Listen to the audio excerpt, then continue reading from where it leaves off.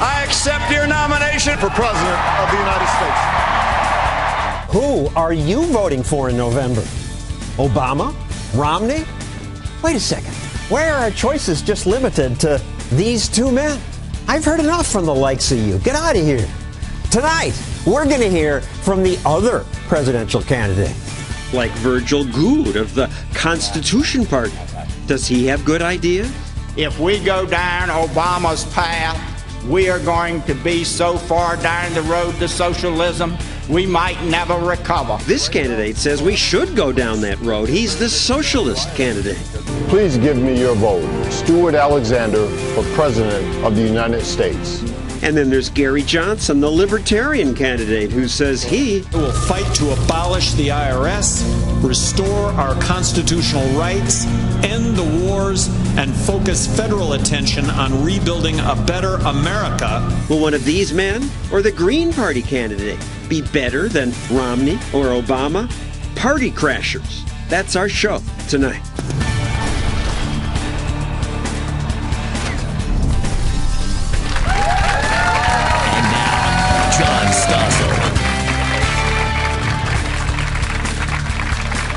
Race gets covered like a sporting event.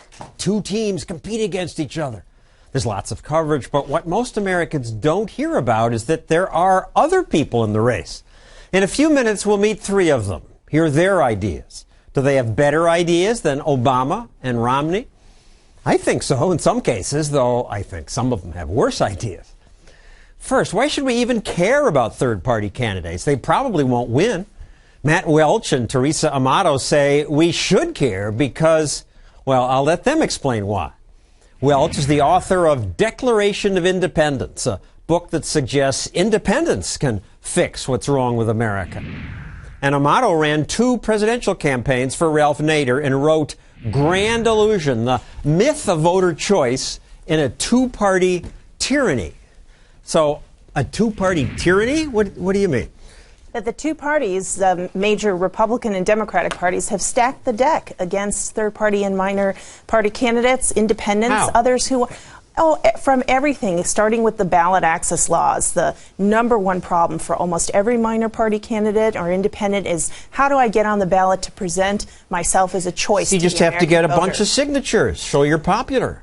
Thousands, tens of thousands, hundreds of thousands, millions of signatures in some cases. What? Really? Millions? Well, if you're running for president, you might have to get 2 million signatures in order to protect yourself from all kinds of people who will try to knock you off the ballot to prevent you from being a candidate, lest you interrupt the predictable outcome.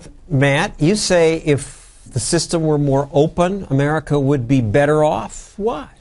If nothing else, that we'd have different ideas to be discussed on the national stage. When two parties alternate between having power, they basically govern in pretty similar ways. And so outra ideas, and I'm pronouncing that wrong, like ending the drug war, for example, or opposing bailouts, for example, ideas that are actually not discussed very often on the presidential stage, would be discussed in a way that would stimulate a lot more healthy of a discourse in this country. They must not get discussed because most Americans don't like these ideas. Untrue. Bailouts have been consistently unpopular on both sides of the aisle for a long time now. There are certain things that politicians do once they are in power, and they try very hard not to have to face American public opinion on them. And having third parties and having the discussions that come from that is a way to force those kind of conversations and hopefully break the logjam of terrible policy that we have. Now, you lean libertarian. Some people say a vote for Gary Johnson will take away Romney's chances, make America worse off. You ran Ralph Nader's campaign, and people accuse you of electing Bush because Nader hurt the Democrat. Yes, they do. Do you feel bad? No, not at all. That's the job. It's the job of third-party candidates, independent candidates, to put other issues, majoritarian issues like removal from Afghanistan, the Afghanistan war, raising maybe the minimum wage so that it's adjusted for inflation, being able to go after corporate crime, fraud, and abuse. These are issues that should be part of the political discourse, but often are not. When you look at all of the hurdles that third-party candidates have to go through just to be able to present What beside the signatures? Oh, besides the signatures, lack of media coverage. So bravo for you for having this show. The inability to get into the cartel of the Commission on Presidential Debates that keeps independents and third parties since Ross Perot from presenting their ideas the in the debates. Debate rules say you have to have 15% of the popular vote. Seems reasonable. I mean, we're a two-party country. Let these guys debate. We don't want these fringe. We saw what happened in the Republican primary when you had 10 candidates. You hardly got a feel for an argument. Ralph Nader got 2.7% of the vote in 2000. There are 15,000 journalists who show up to every one of these major party political conventions, which, by the way, are subsidized by taxpayer dollars to the tune of $100 million apiece. So of all those 15,000 journalists, how many journalists were covering a candidate who got 2.7% of the vote and arguably tipped the election? How many journalists covered them? How many news organizations had a reporter? One. It was called workingforchange.com. None of you have heard of it. I worked for it. I was covering the campaign at the time. It's amazing the kind of status quo existence bias, the horse race bias that people have. So, yes, having more people involved in the debate is a way to open that up from the beginning, and it gets the political parties out of the position of controlling who gets to come in. Why do they get to control the access? Well, they don't make the debate decision. There's this independent commission. They don't set the rule. I guess they do set the rules for the petitions. They absolutely set the rules, and they've stacked the rules. So we haven't had an independent or minor party candidate in the presidential debate since Ross Perot. And Ross Perot got a lot of votes. We have a graph. He got 18.9% of the vote here in 92. He ran again in 96. He got less. John Anderson, 6%. Ralph Nader, less than 3%. The Libertarian, last election, less than 0.5%. But it's a chicken and egg thing. If there's no media, if there's no participation in debates, then these parties and these candidates can't have attention to be able to present their ideas and talk about their platform. The word party is not in the United States Constitution. It is not a situation where the Democrat and Republican parties are entitled to the votes. They have to earn their votes, just like every candidate, including the third party candidate. Let's remember, half of voting age Americans don't vote, right? So what about those people? Are they being represented out there? And the other thing, which we've talked about before, is that people who affiliate as independents is now the largest group of people in the electorate. They do not like the More Republicans. than Republicans or Democrats. It's around 40 and growing. And growing. It's around 40% of the population. If you ask them, which party do you feel more affinity with, they say none of the above. We don't like either one. So why don't these third-party candidates, and we're going to meet some of them, how come there's no groundswell of people voting for them? Bob Barr getting a tiny percentage of the vote last time, the Libertarian Party candidate. I think there's a couple of reasons. One is that people want to feel like that their vote is affecting things. It's understandable. It's human.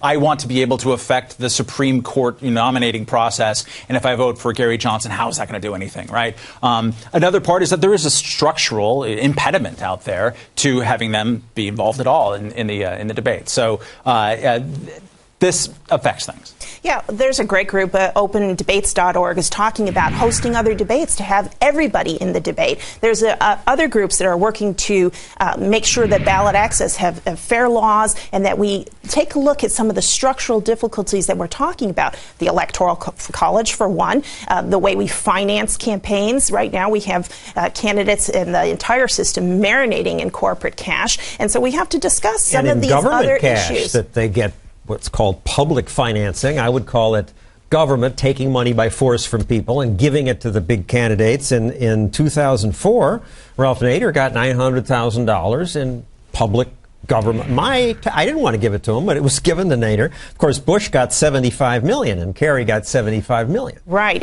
but there's a reason to have public financing, and the reason to have public financing is the same reason we have public parks, public schools. When we have something that's a common good and not a product or a service for purchase, we should be thinking about how do we make this common good available to all so that people can participate and that you don't have to have a billionaire's Rolodex in order to get a vote vote or get on the ballot in the United States. I want to let you answer that. I think the problem with that is that it ends up how it ends up, 75-1 for the existing person using our money. And I think that's not the proper way to do it. You can, in this world of PayPal and instantaneous money bombs and things like that, you can raise money and not have to take my money to do it. But there's another. And I resent that the political class is using force to support themselves.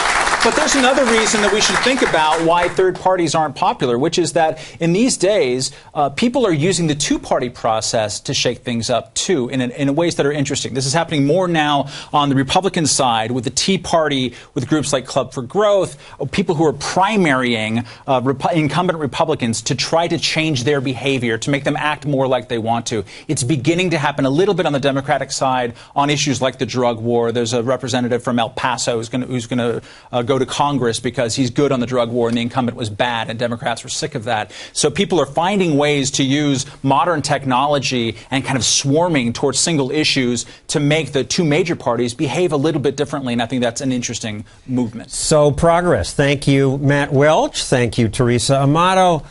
One of the third parties that does not get much coverage is the Green Party.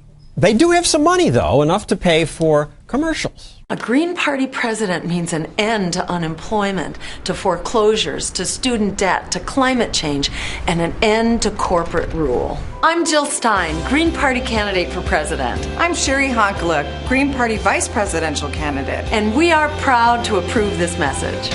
I'm voting for Jill Stein! I'm not. I'd like to quiz Jill Stein about how she'd guarantee a job for every American and end climate change and so on. Dubious claims, but after agreeing to appear, Jill Stein changed her mind. She will not answer questions on this show.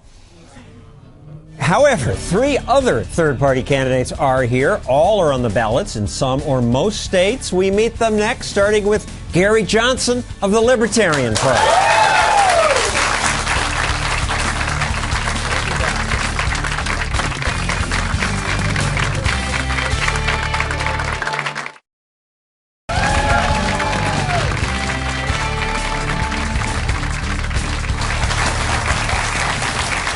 It's not easy to get on the presidential ballot. You need followers, an organization. You got to get hundreds of thousands of people to sign a petition saying, I want this candidate on my state's ballot.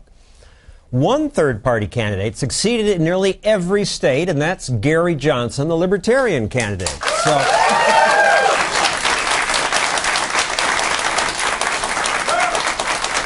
Libertarian, what's that mean to you? Libertarian to me, with a broad brushstroke, fiscally responsible, socially accepting. That's with a broad brushstroke, and I think that represents most of Americans. Well, more liberal than Obama on several issues, more conservative than Romney on several issues. All right, let's learn a little bit about you. You started as a one-person, door-to-door handyman and grew that into a 1,000-employee building company, then decided to run for governor in New Mexico, a Democratic state. Won twice in this Democratic state, where you did weird things like you cut spending. Vetoed.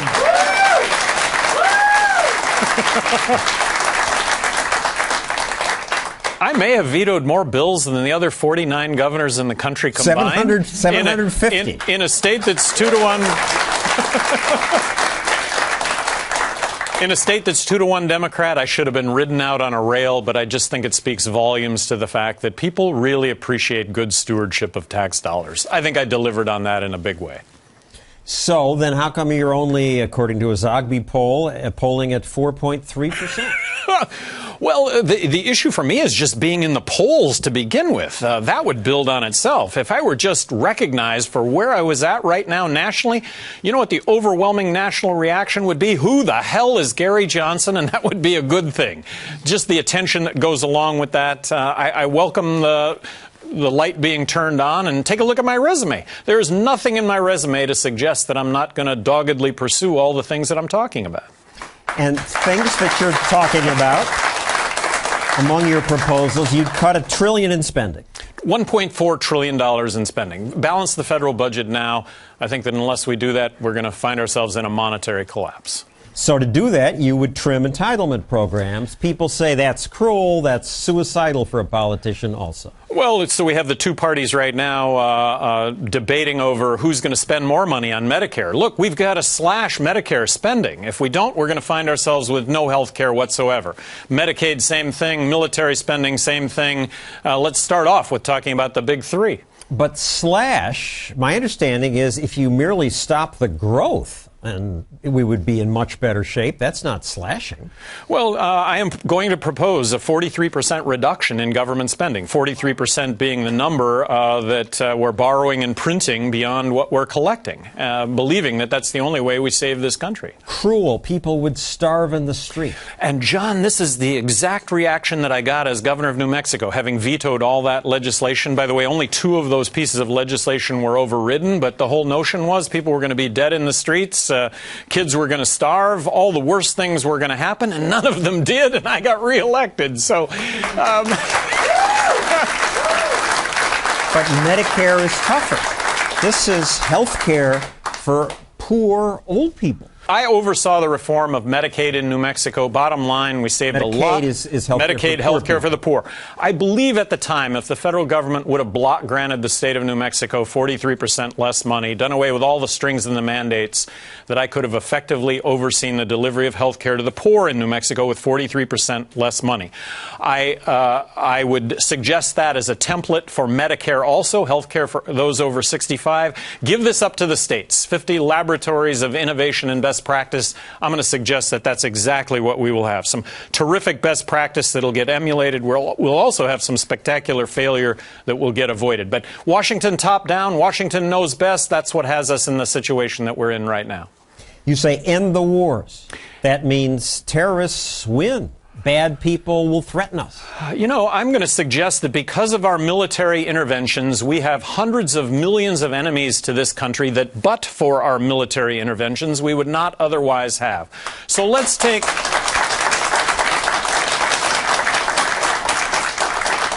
military spending back to 2003 spending levels. Let's start out with the premise that, yes, we should provide ourselves with a strong national defense, but defense here is the operative word, not offense and not nation building. We're building roads, schools, bridges, highways, and hospitals in other countries, and we have those same needs here in this country.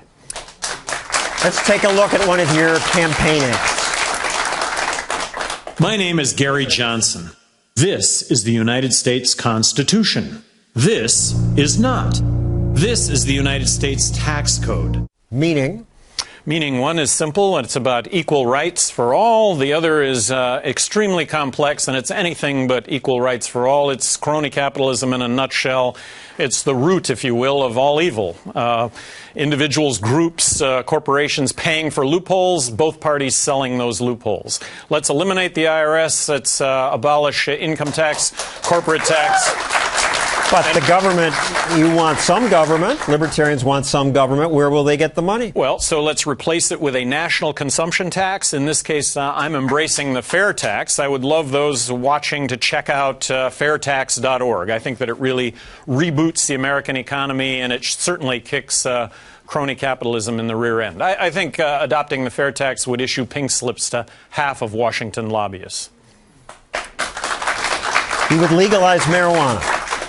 Legalize marijuana, control it, regulate it, tax it. I think we're at a tipping point on this issue. Let's free up half law enforcement, half the courts, and let's let some of those 2.3 million people behind bars that are there on nonviolent, victimless crime out of jail. You would allow gay marriage. I think that marriage equality is a constitutionally guaranteed right on par with civil rights of the 60s. All right, now that we've heard a little bit from you, I want to let the other candidates question you. And I think the audience recognizes the two gentlemen on the left there. So let's meet the other two. Virgil Goode won the nomination of the Constitution Party, and Stuart Alexander is the presidential candidate of the Socialist Party USA. So which of you four wants to ask the first question here? I got a question. No, I've heard enough from you two guys. Stuart Alexander, you got a question? Gary, when you start looking at the making cuts in Medicare and also in Social Security, and you're talking about slashing. What type of slashing are you actually talking about when you're talking about that this is going to affect seniors, it's going to affect many people that all right, we get the drift for time. What's your answer? How would you do that? Well, first of all, we don't need to cut Social Security. Social Security is imminently savable. It's a system that needs to take in more money than what it pays out. So raising the retirement age, changing the escalator built into Social Security from the wage index to the inflation rate, having an opt-in, opt-out provision. Raise up to what level? Raising the age limit to what level? Make it actuarially sound, so 72, let's just say. But the point is that it really is savable. Medicaid, Medicare, if we don't cut these programs, I think the alternative is no Medicaid and no Medicare. If we don't cut the military, the alternative is no military whatsoever. I think the biggest threat to our national security is the fact that we're borrowing and printing money to the tune of 43 cents out of every dollar we spend. Virgil Good of the Constitution Party, a question for Gary Johnson.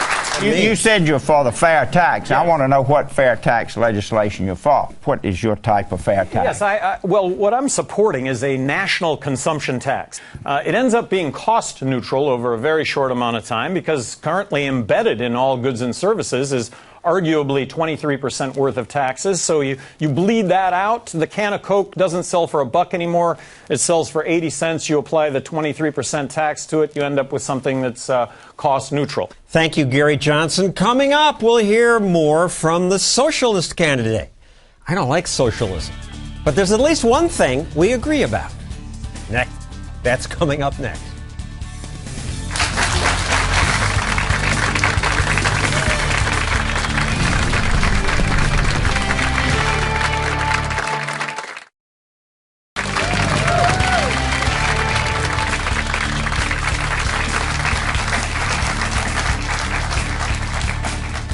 We're back now with the second of our other presidential candidates, Stuart Alexander. He was nominated by the Socialist Party. Thank you very much for the invitation. What do you stand for? Well, we believe that working people should be able to control the destinies of their communities, their nation, and also control the resources in our communities, also the distribution. We believe that the factories, the businesses in those communities should belong to those people. So the government should come in and take it away from the fat capitalists and give it to the workers? No, we don't. We don't believe the government should come in and take it away. That's not. Well, how would it get there? I don't. Well, it is very important that people be able to have cooperatives within their community. We don't have that today. We have the government have massive interference and regulation on small business from the county, state, and also on the federal level. And we see that it's You're against regulation? And also when you look at corporations. Excuse me, you're against this regulation of these? The over-regulation, we have an abundance of regulations on all levels of government, which is presenting itself as a stranglehold on people being able to manage their own affairs in their communities. But we believe that people should be able to determine what the destiny is for their communities, how that community is developed, whether it's with the schools, whether it's fixing the highways, taking care of the properties that they live in. People should be able to do this themselves without massive interference from government. Well, we agree on that. We've good. Found a couple of things we agree on. You want to end the wars. We agree on that. But you want to nationalize the banks. So we found a few things that we agree on. Good. You want to nationalize the banks. You want a single-payer health care system. You want free, quality education from cradle to doctoral degree for all. Yes. Indefinite extension of unemployment benefits. Where do you get the money? When I went to the University of Dominican State University in the 70s, education was free. Many young people can't understand in the 60s and 70s, education was free. Your education was probably free. Now, we have gotten to the point where we strap tens of thousands of dollars. Where are you going to get the money, though, to pay for all these college degrees? You have to realize that big corporations and big businesses are not paying their fair share. They're not. Okay. And I wanted to ask, now, should I call you comrade? Because I asked on the banner on your website, it says, "Welcome, Conrad." Comrade. Your party's symbol has a slogan from Marx's Communist Manifesto, "Workers of the world unite." And really? Marxism? I think workers of the world should unite. Marxism? Marx had it right? Right. Marx had that right. All right. On that note, panel, I give you a chance to pose some questions. Who wants to go first here? No, not you on the left there. Mr. Johns. Do you support living wage legislation, let's say, to take a living wage to $10 an hour? And if you do, why not go straight to $75 an hour? Well, I believe that a living wage, the party that I represent, the Socialist Party USA, we advocate $15 per hour. Personally, I think $15 an hour is not enough. If you consider most people in the communities where I live at, to live in just a one-bedroom apartment will cost you over $1,000 a month. If a person is making $10 an hour, essentially they're making around $1,600 a month. Once you take the tax out of that, they essentially have $1,400, maybe less than that, a month to live on. A person cannot live on $1,400 of net income in any community. So his point, why are you so cheap? Why not $75 an hour? Why not $200 an hour? There needs to be a balance, taking care of the needs of the individual and also taking care of the needs, the economic needs of our communities. Congressman Good, do you have a question? If you were president, Mr. Alexander, would you sign legislation repealing Obamacare if it came to your desk? I believe that Obamacare, first of all, I do believe it needs to be repealed. But I believe that we need to introduce legislation where we could maintain certain provisions. It needs to be repealed first, certain provisions that are in Obamacare, but also to make certain that we incorporate single payer within that formula. So, more government. All right, we'll get to that later. We're out of time in this segment. Ultimately, I think we need to Stuart Alexander of the Socialist Party, thank you. Up next, the third party candidate who, according to some political specialists, may, by winning votes in Virginia, keep Mitt Romney from defeating Barack Obama. That's next.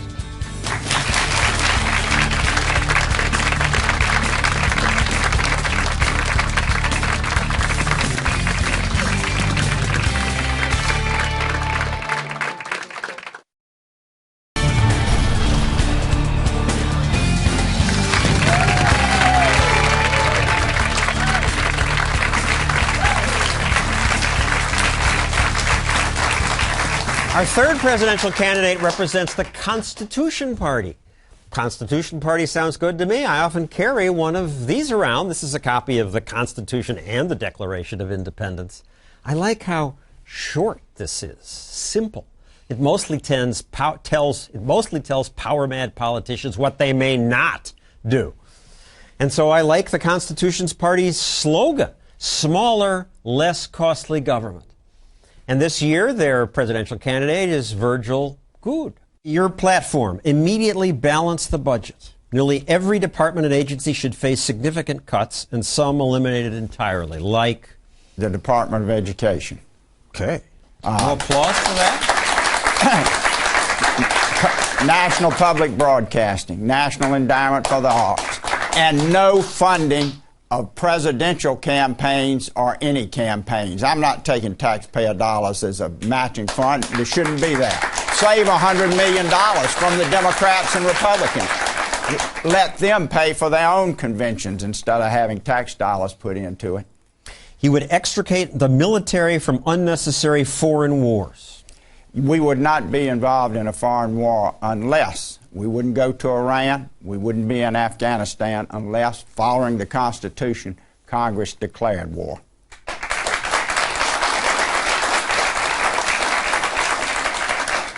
We shouldn't be in Afghanistan, even though they supported people who attacked us on September 11th? Not unless Congress, we should have that debate in Congress. Because that's what the Constitution says. All right, I get that. We're in sync on that. But then your platform goes on, use troops, fences, other measures to stop the invasion from Mexico. reduce legal immigration, have English as the official language. That's not in here.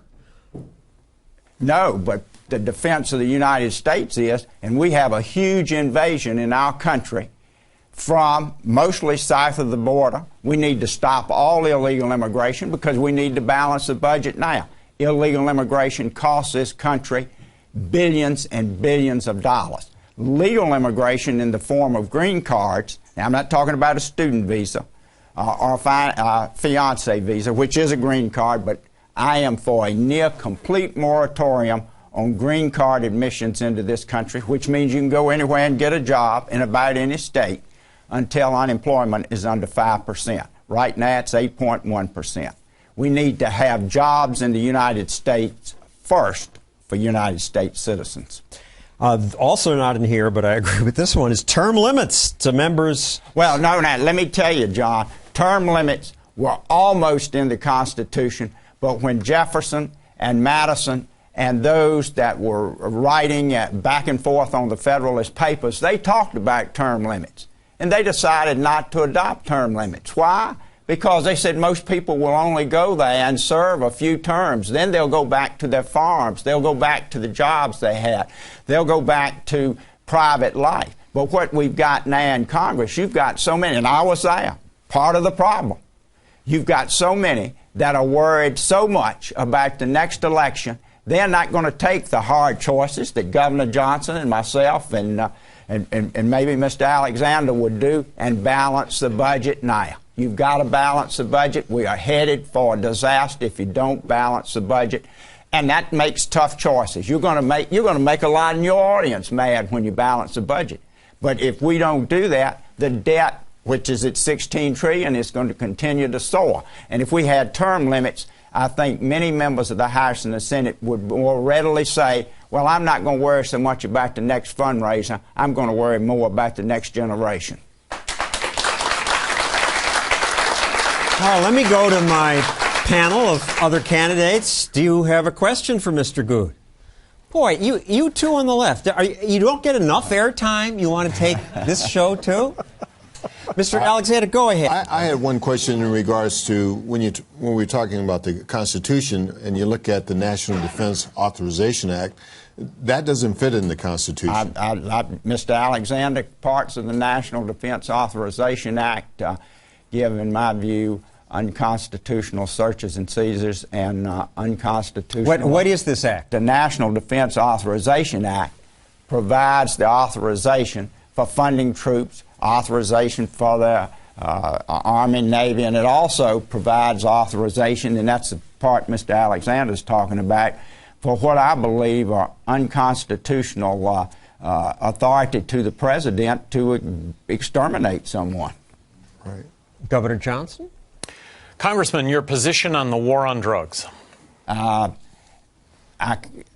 do not support legalizing marijuana or other drugs. We differ on that. You're not going to find in here dealing with marijuana or any other types of drugs because the founding fathers probably never They didn't know about that. They didn't know about it. You got that right. Didn't Jefferson say that his best times were spent out on the veranda smoking weed? Didn't he say that? Didn't he? I don't think so. Governor, I'm from Virginia, and I don't remember Thomas Jefferson ever saying that.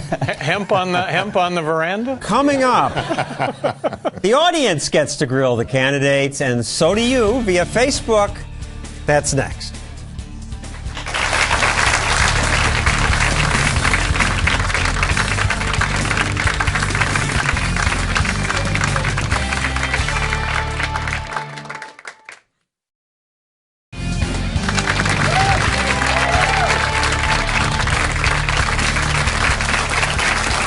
Now, we hear from you. We're back with Libertarian presidential candidate Gary Johnson, Socialist presidential candidate Stuart Alexander, and Constitution Party candidate Virgil Good. First, from my Facebook page, Susie Zuzi, I don't believe that's her real name, says, this is for Gary Johnson, what will you do about the federal student aid program? You'd cut off those who were already $80,000 in debt? No, I wouldn't. She is, I guess. No, I wouldn't. But I think one of the unintended consequences of government policy is the fact that because the government guarantees student loans, that's the reason why college tuition is so high. If students actually made a decision based on whether or not they were going to college, based on whether or not they could afford it or not, I think fewer kids would go to college because it would be so unaffordable, and colleges and universities would slash their prices because there wouldn't be the demand. Yes, ma'am. Mr. Good, you said that you stated that you would cut government spending and you would balance the budget, but you also said that you wanted an absolute moratorium on illegal immigration, particularly from Mexico. And I'm wondering how you can justify the great expense that would incur. Not to mention the fact I'm from California, and a lot of our labor is illegal workers or formerly illegal workers. Congressman. Yeah. Illegals take jobs from U.S. citizens. Jobs in this country should go first to U.S. citizens. Illegal immigration costs this country billions of dollars. They come in and have a kid. Kid's automatic citizen. Medicaid, public housing, food stamps, public But assistance. most of them work. They don't take handouts. No, Some the do. child gets it. And no, most of the illegals, a lot of them, do get public assistance because before you should get public assistance, you should have to produce a birth certificate, a naturalization certificate, or legal papers. Yes, yes, sir. Governor Johnson, what's your view on the government's role in environmental protection? You know, I think government has a role to protect us against individuals, groups, corporations that would do us harm. I'm promising to submit a balanced budget to Congress in the year 2013. That would be a 43% reduction in the Environmental Protection Agency. But I think the Environmental Protection Agency comes under the basic heading of protecting us against polluters. Based on my experience as governor of New Mexico, guess what? There are polluters. And but for the government, who shuts them down? I understand individuals can do that, but I think in many cases individuals don't have the deep pockets that polluting corporations do. From my Facebook page, for Stuart Alexander, Joyce Taylor asks, discuss a successful Soviet society that hasn't collapsed unto itself. Socialist society. When we look at the roots of this country, well, let's start from the 30s when this country was coming out of the Depression. We implemented many socialist programs to be able to bring us out of that deep depression.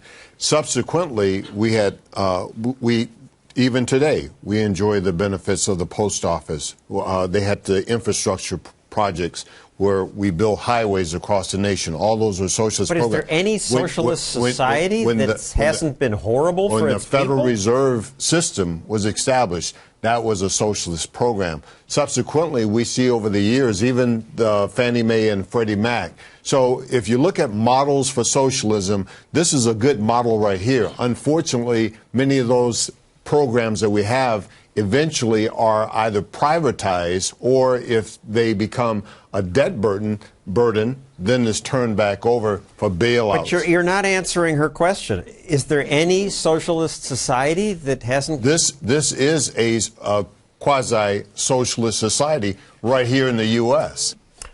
Okay, on that note, thank you. Gary Johnson, Stuart Alexander, Virgil Good. Coming up, I'll tell you about my favorite third party.